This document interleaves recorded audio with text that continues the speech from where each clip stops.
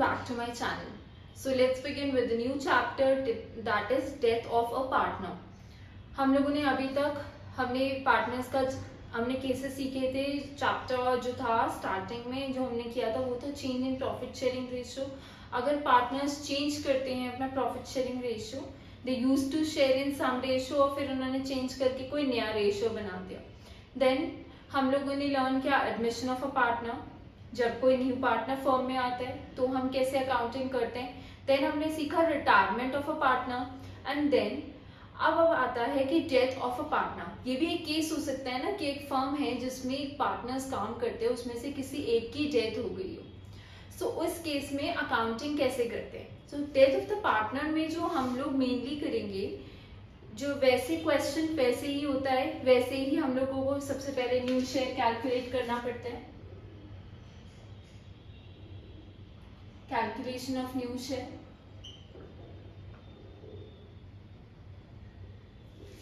वही treatment of goodwill, क्योंकि जो पार्टनर है जैसे रिटायर हुआ था तो सब कुछ दिया था ना, वैसे ही ट्रीटमेंट ऑफ गुडविल, क्योंकि जो उसने इतने टाइम तक फर्म में काम किया उसको उसकी वजह से जो इन फ्यूचर प्रॉफिट्स होंगे तो वो जो गुडविल वो बना के गया है उससे जो होने वाले प्रॉफिट, तो इसीलिए जो गेनिंग पार्टनर्स होते हैं वो क्या करते हैं, कंपनसेट करते हैं डिजीज पार्टनर को जिसकी डेथ हो गई है. ठीक है. देन हम लोग गेनिंग रेशियो,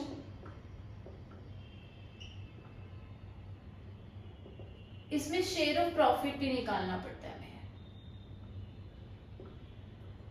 क्योंकि जो अभी तक फर्म में प्रॉफिट्स हुए होंगे या फिर क्योंकि डेथ ऐसा तो नहीं होगा ना कि फिक्स्ड है कि स्टार्टिंग में ही हो रही है, क्योंकि रिटायरमेंट तो एटलीस्ट डिसाइड होके हो सकता है कि नेक्स्ट अकाउंटिंग ईयर से ये बंदा रिटायर हो जाएगा. ठीक है. या at the end of the year ये बंदा रिटायर हो जाएगा. पर डेथ तो कभी भी हो सकती है, किसी की कभी भी हो सकती है. सो जो प्रॉफिट है वो जब तक वो होगा फर्म में, for example accounting year start हो रहा है अप्रैल से और उसकी डेथ हुई है मई में. सो एक महीने का जो उसका प्रॉफिट है वो होता है, वो हम कैलकुलेट करना सीखेंगे कैसे कैलकुलेट करते हैं इस चैप्टर में. और इसमें मेनली जो हमें बनाना होता है वो होता है पार्टनर जो जिसकी डेथ हो गई है, diseased partner.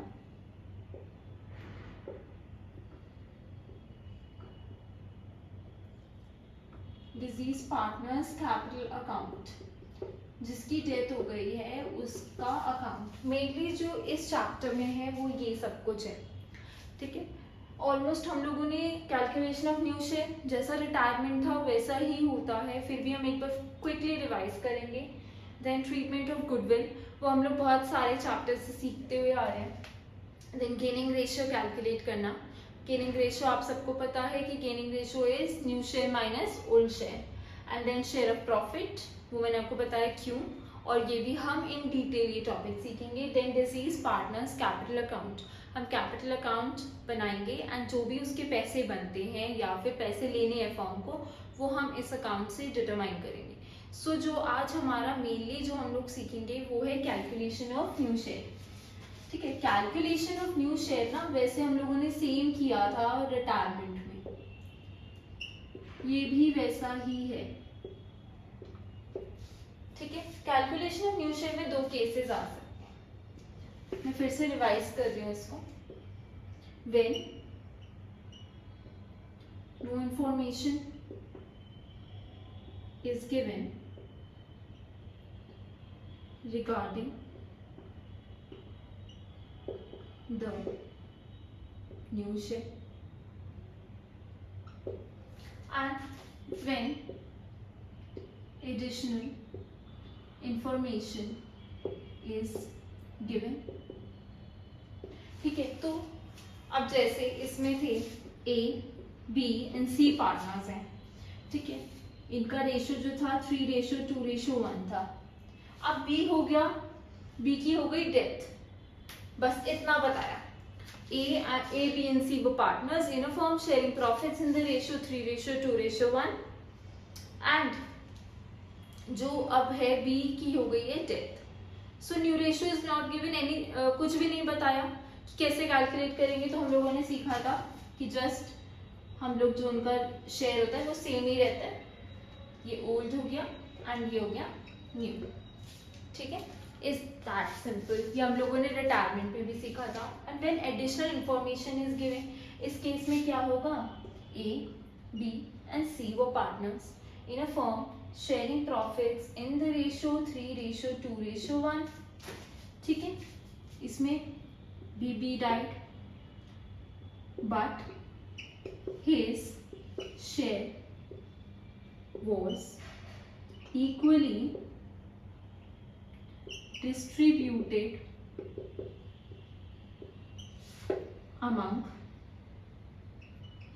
A and C। तो B का जो शेयर है 2/6 वो डिस्ट्रीब्यूट किसको हो गया, A और B को मिल गया, किस रेशियो में, इक्वली डिवाइड हो गया। सो अब A का शेयर कितना हो जाएगा, पहले था 3/6 इन न्यू शेयर। ठीक है, पहले कितना था 3/6 प्लस उसको और मिल गया क्या, 2/6 का आधा पार्ट, हाफ। तो कितना हो गया ये 3/6 प्लस 1/6 हो गया 4/6। B का कितना हो जाएगा, सॉरी C का कितना हो जाएगा, पहले था 1/6 प्लस अब और मिल गया 2/6 का आधा, 1/6 प्लस 1/6 दैट इज 2/6। तो रेशियो कितना हो गया 4:2। ठीक है, ये हो गया न्यू शेयर। अब इसी में ही हम फटाफट से कंटिन्यूएशन करते हैं। इसमें एडिशनल इंफॉर्मेशन गिवन थी ना कि बी का जो शेयर है वो कैसे कैसे डिस्ट्रीब्यूट होगा, तो उस केस में हम ऐसे कैलकुलेट करेंगे। गेनिंग रेशियो,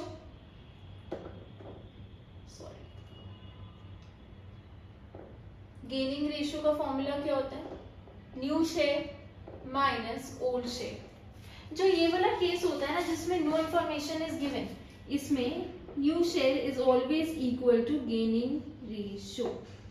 ठीक है, इसमें आपको कैलकुलेट करने की जरूरत नहीं है, जो आपका न्यू शेयर है जैसे 3:1 वही गेनिंग रेशियो होगा, ये नोट कर लीजिए। ठीक है, गेनिंग रेशियो, इसमें इस केस में क्या होगा, जो ये वाला केस है जब एडिशनल इंफॉर्मेशन इज गिवन, सो इसमें ए का कितना हो जाएगा, न्यू शेयर कितना है 4/6, ओल्ड शेयर कितना था 3/6 that is 1/6। B sorry C का कितना हो जाएगा, पहले था न्यू शेयर था 2/6 और ओल्ड था 1/6 दैट इज 1/6। तो गेनिंग रेशियो आ गया 1:1। और इसमें एक चीज और आएगी जो मैं लिखना भूल गई, वो है ट्रीटमेंट ऑफ रिजर्व्स। ठीक है, सो treatment of goodwill, calculation of new share हमने कर लिया, हमने कर लिया गेनिंग रेशियो। अब हम लोग क्या करेंगे, ट्रीटमेंट ऑफ गुडविल और ट्रीटमेंट ऑफ रिजर्व्स। ये भी ऑलमोस्ट सिमिलर है जैसे हमने रिटायरमेंट में किया था, जैसे हमने एडमिशन में किया, जैसे हमने change in profit sharing ratio में किया। सो चैप्टर में आगे बढ़ते हैं और अब हम सीखते हैं ट्रीटमेंट ऑफ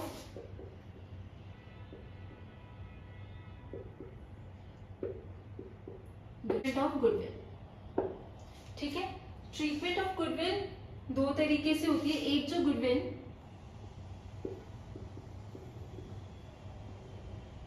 बुक्स में होती है, ठीक है, गुडविल इन बुक्स, जो गुडविल ऑलरेडी वैल्यूड होती है, जो बैलेंस शीट में होती है, उसको बोलते हैं गुडविल इन द बुक्स। और उसको कैसे डिस्ट्रीब्यूट करते हैं हम लोग, उसको हम डिस्ट्रीब्यूट करते हैं ओल्ड पार्टनर्स, जितने भी ओल्ड पार्टनर्स हैं, जैसे फॉर एग्जांपल ए बी और सी हैं। ठीक है, तो A account debit, B account debit, C account debit to goodwill. ये जो गुडविल है जो बुक्स में होती है वो डिस्ट्रीब्यूट होती है in old ratio, in old ratio two old partners. ठीक है, और गुडविल जो वैल्यू की जाती है, वैल्यूड गुडविल, इसको कैसे डिस्ट्रीब्यूट करते हैं, वैल्यूड मतलब अब जो फ्यूचर जो जिससे फर्म अभी भी पैसे कमाएगा, जो गुडविल बी ने भी बनाई है, अगर बी की डेथ हो गई है जो बी ने भी बनाई है, तो उसको जो हम वैल्यू करेंगे वो, और वो वाली वैल्यूड गुडविल की एंट्री क्या होगी, वो होती है गेनिंग पार्टनर्स अकाउंट डेबिट, क्योंकि इन फ्यूचर में ये गेनिंग पार्टनर्स हैं वो लोग इस गुडविल से पैसे कमाएंगे। सो वो कंपनसेट करते हैं किसको, जो सैक्रिफाइसिंग पार्टनर होता है। सैक्रिफाइसिंग पार्टनर कौन होगा इस केस में, वैसे एक से ज्यादा भी हो सकते हैं, बट इस केस में सैक्रिफाइसिंग पार्टनर होगा जो डिजीज्ड पार्टनर होगा, जो मर जाएगा, जिसकी डेथ हो जाती है उसको बोलते हैं डिजीज्ड पार्टनर, जिसकी डेथ हो। ठीक है, सो ये हो गई गुडविल की एंट्री। अगर अब हम देखें ट्रीटमेंट ऑफ रिजर्व्स, ये भी सेम है।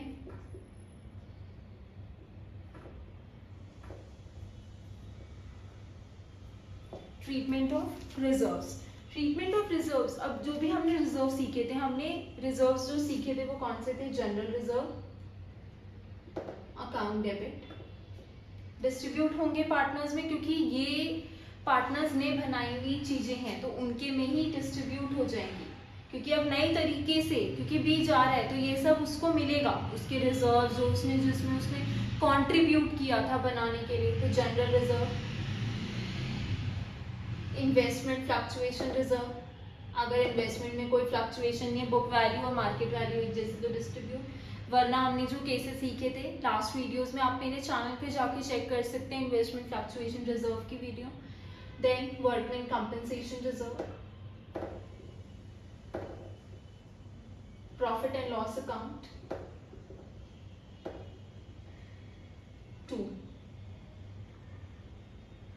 टू ओल्ड पार्टनर्स, कैपिटल या करंट अकाउंट, और किस रेशो में, इन ओल्ड रेशो। ठीक है, ये तो सारे कहाँ पे प्रेजेंट होंगे, लायबिलिटी साइड में, पर एसेट साइड में भी कुछ चीजें होती हैं जो डिस्ट्रीब्यूट होती है, वो कौन सी होती है, वो भी ओल्ड पार्टनर्स को चली जाएंगी क्योंकि उन्होंने बनाई थी। To advertisement suspense account,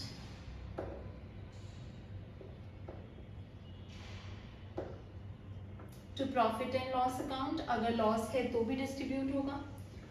to deferred revenue expenditure account,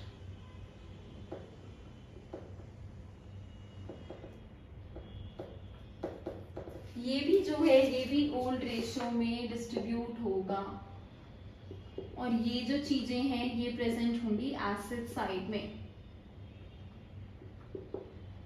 ठीक है, सो यहाँ पे हमारा ये फर्स्ट टॉपिक कंप्लीट होता है डेथ ऑफ अ पार्टनर में। अगर आपको कोई डाउट्स हैं please comment down below in the comment section, and do like share and subscribe to my channel.